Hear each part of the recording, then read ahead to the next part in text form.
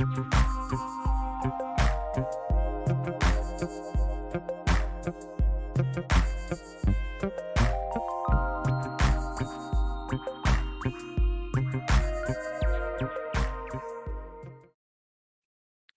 morning, good afternoon, good evening. This is Daniel Midson-Short.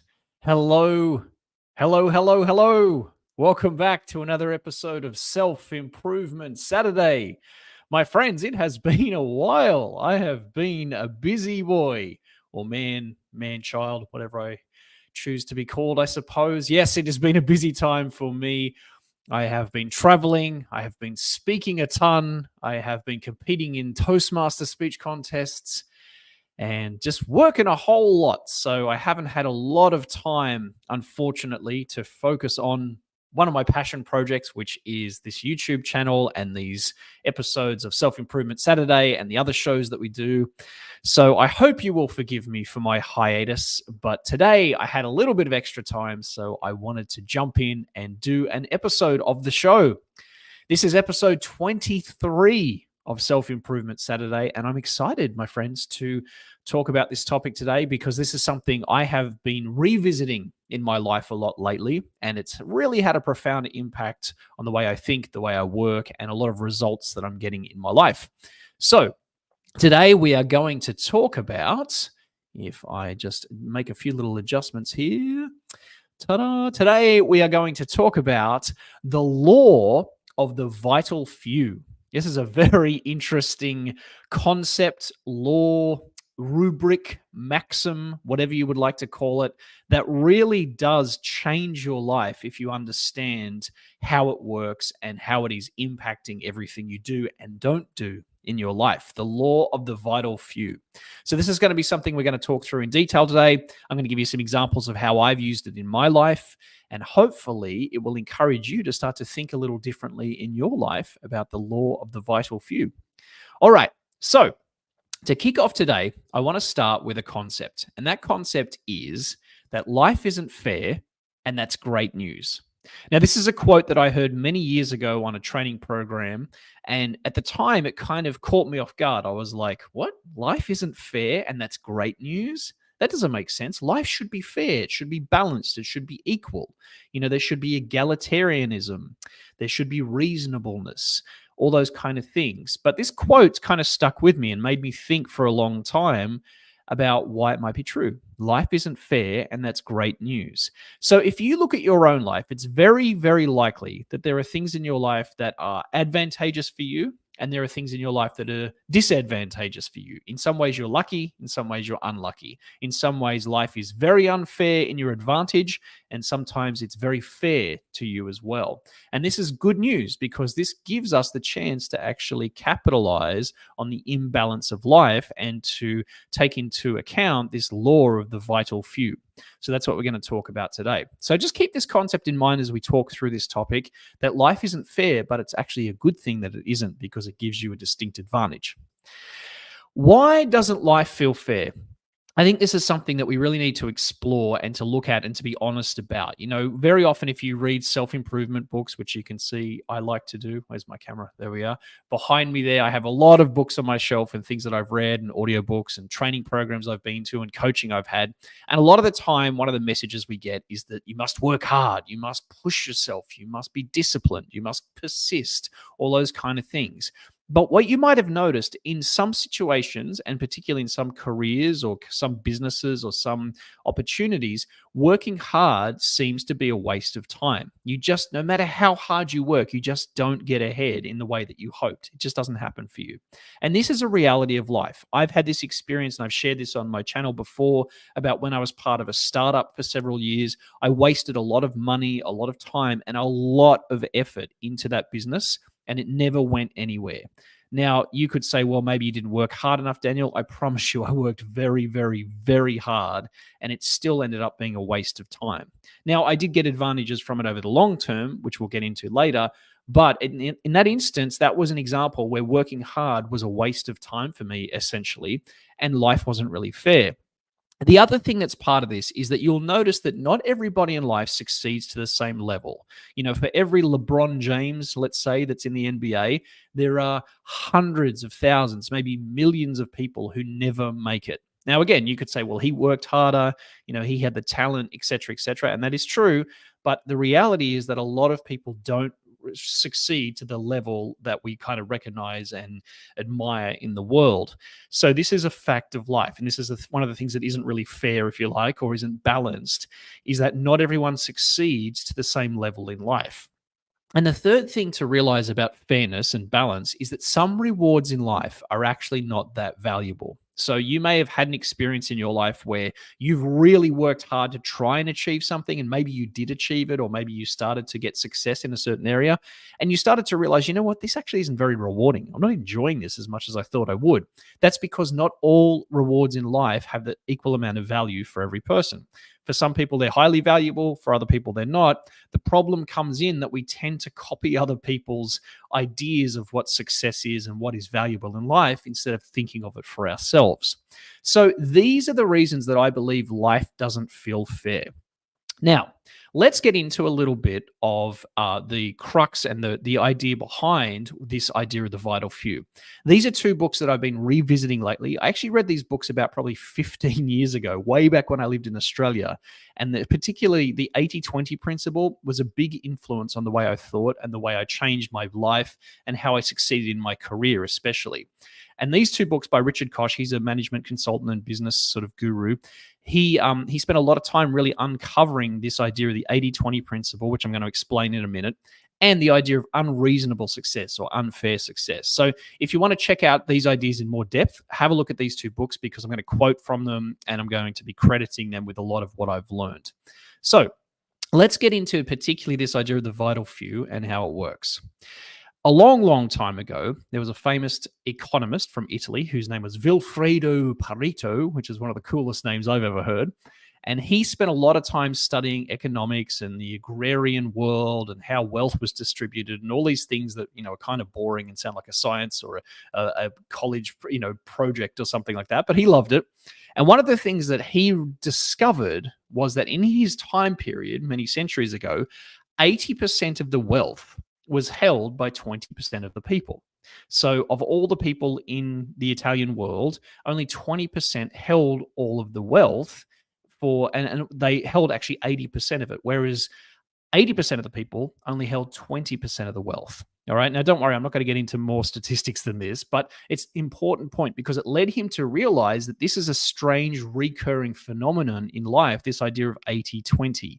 So very often, for many events, roughly 80% of the effects come from 20% of the causes in our lives. And this is crucially important to understand and to recognize because sometimes we forget that we're not getting linear or balanced results. So there are many names for this concept, and it's kind of the same idea. So some of them you might have heard is the Pareto principle, named after Vilfredo Pareto, the 80-20 rule, which is the name of that book that I was mentioning by Richard Koch, the law of the vital few, which is my favorite way of explaining it, and the principle of factor sparsity, which sounds like a college professor made that one up and has written a thesis on it. But yeah, there's a lot of different ways that this law is explained. But essentially, it's the same thing. 80% of the effects arise from 20% of the causes. And if you flip it the other way, 20% of your actions, efforts, and activities actually account for 80% of the results or the income that you get in your life. So this is crucially important to understand, and not only to understand, but to start to look for in your life. And this is where the law of the vital few has a massive advantage if you use it for yourself. All right, so let's keep going here. This is a concept that's sometimes easier to understand visually. So here's a couple of graphs. And so if you look at this, like the red section basically is 20% of the output, but it's creating 80% of the results. That could be financially, that could be in terms of emotional fulfillment, it could be in terms of any sort of result that you get in your life. But you can see that there's two different, the input versus the output. So very often we think that 50% should equal 50%, but actually it's not like that. Very often, a few small things that you do have a massive impact on your success or your fulfillment or your progress in life. So that's why we have to be tuned into this and see the skewed, unbalanced version of it to really help us. So if it doesn't make sense theoretically, hopefully this visual will help you just to make a bit more sense of it. So this is something that's really important, and this comes from the book, The 80-20 Principle by Richard Koch. This idea of the fallacy of balance. All right, sounds kind of fancy, but basically we mistakenly believe that the world around us is linear, meaning that this cause creates this effect. This happened because I did this, or this effort creates this result. We kind of think that whatever we do has a direct and immediate result, when in reality, life is actually extremely out of balance. Something you do over here might have zero effect, and it might actually be fruitless and useless, whereas a tiny thing you do over here might actually completely change your life for the better. It might be a new relationship, it might be moving careers, it might be focusing on one specific expertise area or skill or talent that you have, and it completely skews the results in your favor. So we have to really let go of this fallacy of balance. And especially in the modern world that we live in, there is this tendency to kind of feel like life should be fair, it should be equal, it should be balanced, right? You even hear that term, life balance. The problem with that is that it's not the way reality works. And you just need to look at the people who succeed. A lot of them seem like they're succeeding unfairly, even though they may not be putting in the effort you're putting in, or they're getting results that you just can't figure out how the hell they're getting these results. Very often it's because they've sometimes accidentally stumbled into a way to have this vital few law work for them. But to get to that point, you have to let go of this fallacy of balance and equality and start to realize that life isn't fair and you have to figure out how to make it work for yourself. A lot of this comes down to the fact that you have to figure out what you value in life. Now, I know this is a massive discussion, and it's something we've talked about in different topics on this show and also in different other videos I've put on my channel here. But this idea that you must decide and you must understand what it is you value and what matters to you. And the way that I have best learned to uncover this for myself, and I'm still discovering it. I'm in my mid-40s now, and I'm still figuring this out. But the ways I have understood this for myself, what I value and what matters to me the most, is what makes me feel useful as a person, what energizes me, and what makes me feel fulfilled. Now, surprise, surprise, exactly what I'm doing here with you right now is what actually makes me feel useful and energized and fulfilled. That's why I'm doing it, even though I don't really get paid for it, because I love to do it. It's a sense of kind of karmic or spiritual or inspirational value for me, right? So for you, there's probably things that you love to do as well. It may be something similar to me. It may be a hobby, a sport, an activity. It might be a charity thing. It may even be your work that you do that makes you feel useful, makes you feel energized, and makes you feel fulfilled. If you can understand that clearly and you can really define that, it might take some time journaling about it, talking with someone, really trying to define it for yourself.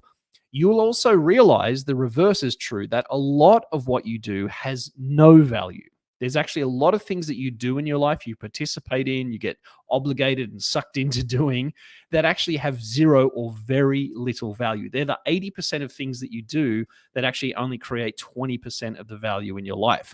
Now, sometimes this can be kind of hard to think about, to confront, especially if it's something where you've got family members or, it's a company you've worked in for a long time, or a lot of commitments and emotional connection to things.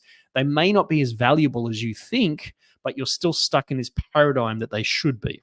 Okay, so what we need to think about is, what do you value, and really uncover that, and then keep that at the forefront of your mind while you're starting to implement this law of the vital few.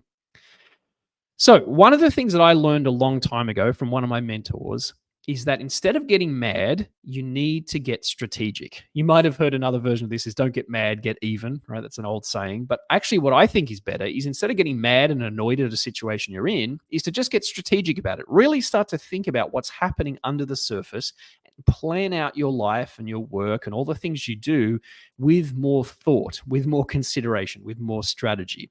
So the way that I have discovered this for myself, and again, this comes from the book 80-20 Principle by Richard Koch, is that you tend to have natural talents and advantages in your life. Now, it might be where you were born, it might be the generation you're in, it might be actually, intelligences that you have naturally, or aptitudes or interests. Whatever it is for you, you do have natural talents and advantages that other people don't have. And the way you will know that you have these is typically things are easy for you in a way that they're difficult for other people. People compliment you on them very well a lot of the time, or you just kind of enjoy doing it. A lot of the time that will be an indicator that you have a natural talent or advantage in some way. Now, on the flip side, you also have natural weaknesses and disadvantages. And these are the things that kind of frustrate you. No matter how hard you work at them, you just don't get them or you don't enjoy them. You need a lot of help and support, or sometimes you've got to be pushed to do them. So these natural weaknesses and disadvantages actually a lot of the time are things you're required to do in your life that you hate, or they really wear you down, they drain your energy, and even after you've completed them, it's just a relief. You're not like, oh, you don't want to do it again until you really have to. So on the both hands, you have natural talents and advantages, and then on the other hand, you have natural weaknesses and disadvantages. And what you have to do is understand what makes you valuable so that you can actually make your life a lot easier. So typically, your natural advantages and talents are the things that will make you the most valuable in your life. And that's what you have to focus on.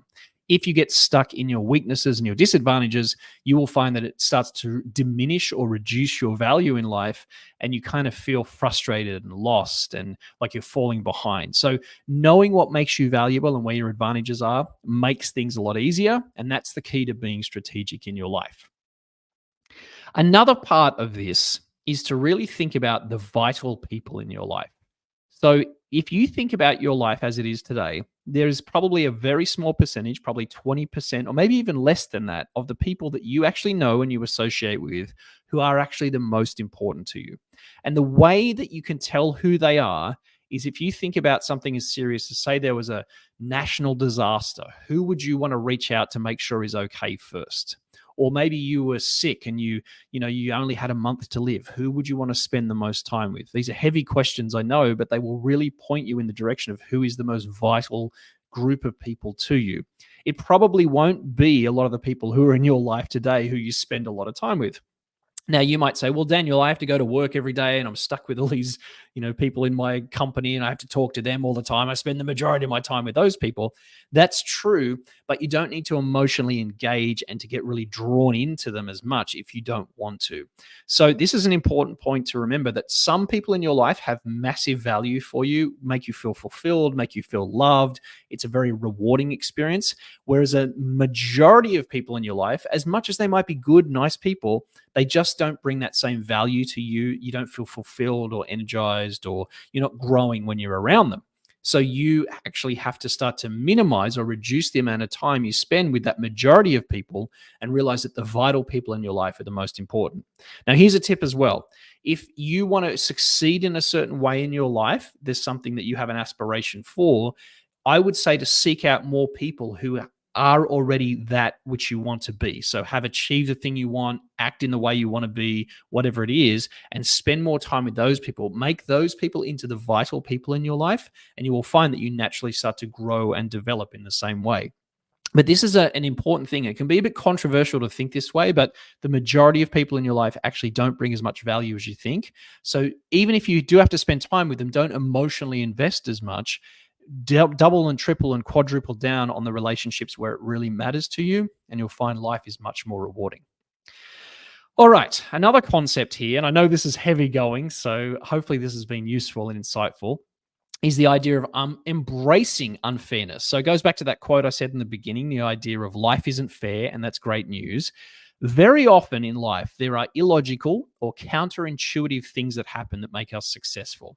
So in your life, there are probably things that you've done by accident that have actually worked, or you think, well, what the hell happened there? Why did that actually work? I don't get it. Or you watch someone else in your life, you observe other people who seem to do the reverse of everyone else and actually get results. Those are counterintuitive things. The intuitive thing is to do what everyone else does. The counterintuitive thing is to do the opposite, okay, or the illogical thing. Those are the successes that you want to kind of tune into and look for in your life. Let's say somebody you know always seems to get upgraded when they go on an airplane, right? And they do illogical or strange things to do that. Figure out what that is, copy them, and you'll probably get the same result. Or maybe you know someone who's really successful at dating and is always, attracting partners or whatever. That person is someone who's doing something illogical or counterintuitive compared to everybody else. Maybe you need to look at what it is they're doing, make sure that it's ethical, obviously, and there's kindness and there's courtesy and all those kind of things that are part of it. But realize that a lot of the time the illogical and counterintuitive things are what are bringing the results, even though they're not fair, they're not balanced, they're not equal. The next thing to do is to really lean in and figure out the components and the conditions that lead to that success. For this, I always use the example of a car. If you think about a car, that's driving down the road and say the battery goes, right? The battery just dies. That car is not going to run. Let's say you take the roof off the car, it will still drive. So there's different components that are important to any kind of success. The battery is essential for a car to run. The roof, not so much, okay? Now, you want to have a roof if you live in a rainy climate, but you get the point.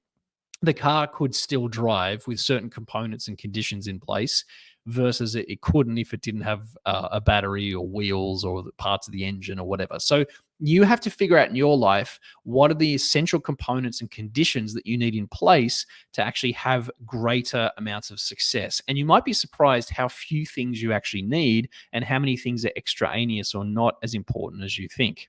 So the idea here is to embrace unfairness and to let go of the need to be fair or balanced in everything you do. Realize that there are illogical, counterintuitive ways to succeed.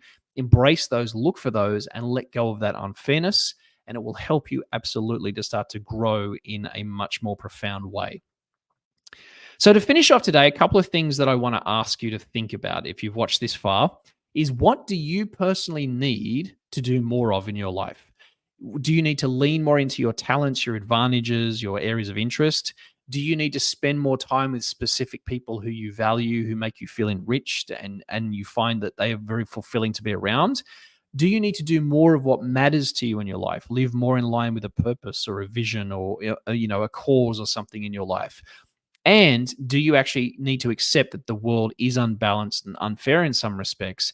Will that help you to grow and succeed more in your own arena and to feel more fulfilled? On the flip side, what do you need to do less of? This is sometimes a very hard thing to answer. So you need to stop doing what you're bad at. The things that you aren't actually skilled at, you need to stop doing them as much. Now, this might mean changing careers. This might mean moving companies, whatever. It might mean moving departments within your company, or just talking to one of your customers or your boss or whomever and just saying, look, this is something that I'm not good at. We need to outsource this. We need to give this to someone else, and I will focus more on what I'm good at. Doing that will make a huge advantage in your life and your career and everything. Spending less time with most people. And again, I understand there are times in your life where you have to be around certain people. That's fine. But you also don't have to get emotionally enrolled with those people and engage with them beyond a certain point. Always be courteous, always be kind. But at some point, you have to emotionally disengage, and you have to realize that the vital few people in your life are the ones that you need to invest that emotional energy and time into.